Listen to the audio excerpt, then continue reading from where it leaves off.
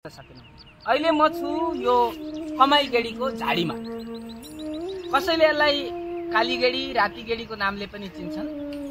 रातो कालो यो हुन्छ यस्तो दाना, अनि यो हामीले सानामा यो पाकेपछि कुटु कुटु खाने गर्थ्यौं।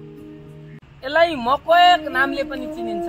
जे होस् तपाईहरुले चिनिसक्नुभयो होला। यो जता ततै सबैको घर वरिपरि छ।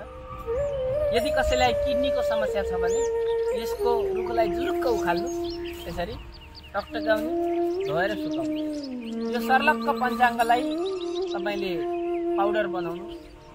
1 चम्चा पाउडर बिहान 1 चम्चा, दिउँसो 1 चम्चा, बेलुका 1 चम्चा, दिनमा 3 चम्चा खाने गर्नुस्। किडनी सम्बन्धी जतिसुकै ठूलो समस्या भए पनि यही दिनमा यसले ठीक गर्छ। धेरै समस्या भयो भने अलि लामो समय लाग्छ, नत्र थोरै समय लाग्छ। यो जसले डायलिसिस गर्नुभएको छ उहाँहरुको लागि पनि यो अमृत समान मानिन्छ।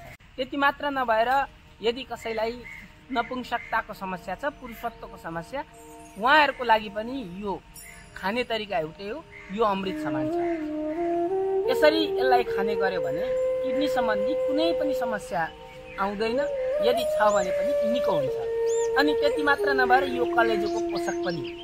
यो खाने गर्नाले तपाईको पाचन तन्त्र, जुन पाचन तन्त्र छ त्यो अत्यन्त मजबुत बन्छ। यो कलेजोलाई पनि यसले असाध्यै राम्रो गर्छ। आज प्रकृतिमा सबै कुरा समाधान छ, तर आज हामी भौतारिरहेका छौं। यो तपाईलाई लाग्ला किन घर वरिपरि भयो भनेर प्रकृतिले मलाई खा त ठीक हो भनेको छ, तर हामी चिन्दैनौं, लात्ताले हानेर हिँड्छौं, यसलाई फालेका छौं। तर त्यो होइन, यसलाई प्रयोग गरौँ। हामी यदि यसलाई प्रयोग गर्न सक्यौं भने वास्तवमै स्वस्थ बन्छौं। आउनुस् सबैजना यो स्वस्थताको अभियानमा लागौं। हाम्रै घर वरिपरिका जडीबुटीलाई प्रयोग गरेर स्वस्थ बनौं, मस्त बनौं, आनन्दित बनौं। कतिपयले त जडीबुटी खाएर नि ठीक हुन्छ भनेर पत्याउनु हुन्न। के गर्ने, आफ्नै कुराको विश्वास छैन। अब विदेशी चीजहरुतिर भौतारिएर कहिले ठीक हुनेवाला छैन। हामी जहाँ छौं, जहाँ समस्या छ समाधान पनि त्यही खोज्नु पर्छ। आयुर्वेदमा एउटा सिद्धान्त छ, यस्य देशस्य यो जन्तु तज्जम चौषधिनम हितम, चौषधिनम हितम भनेर।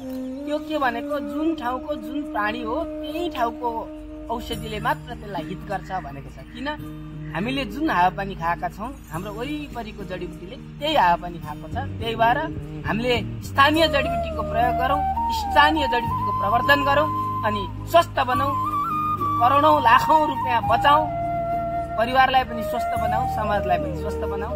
जय गौमाता, जय बस्ती।